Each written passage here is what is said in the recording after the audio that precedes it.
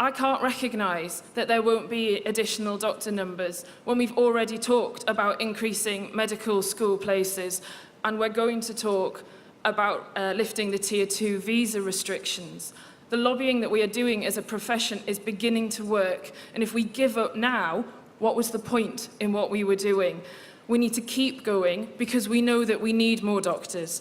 That said, I work with some fabulous non-medical practitioners in A&E, and I think we need to increase their numbers as well. So in emergency medicine, we have a deficit of over 7,000 doctors. We need both of the skills mix to be able to care for patients appropriately. We're not going to have those doctors tomorrow, but there's no reason why we can't get them. We have a problem. Oxford's a very expensive place to live. We can't recruit nurses on the nurses' salaries. We regularly have wards closed because of lack of nurses. Put that on top of the pressure keg effect of the winter, now year-round pressures, and the competitive adversarial environment that creates, where clinicians are fighting for their patients and their service in this resource-poor environment.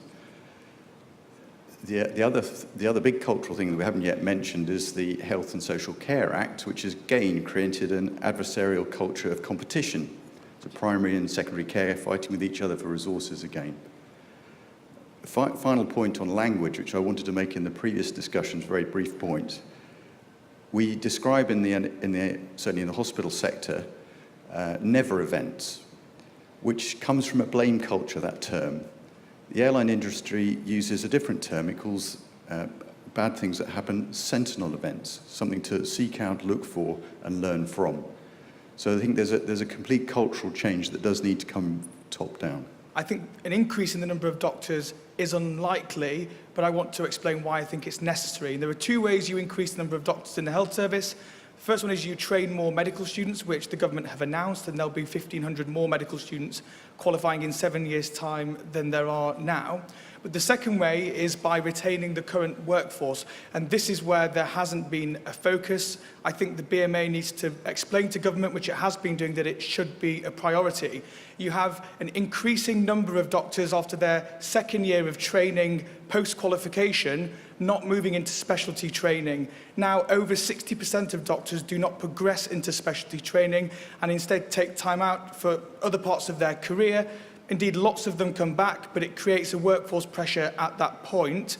And we have to be saying to government, there's nothing wrong with doctors wanting a more flexible working life. Their priorities have not changed. Their commitment to medicine and patients is the same, but they want to think more about their work-life balance. And that's the kind of argument we need to be making. I have a lot of sympathy for people who go on to become medical associate practitioners.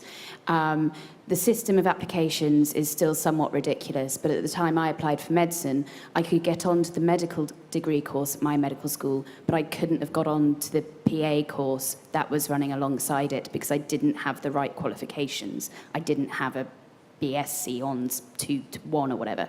So I think we need to start looking at who is applying for these roles and how we can potentially better use them.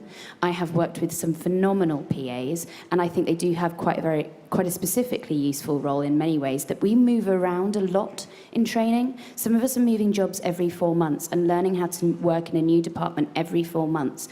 Having the consistency of a PA who has worked in that department for a year, 2 years, knows their ways around and can support us is actually really invaluable. So I think we need to look at the people that apply for these courses. Many of them wanted to be doctors.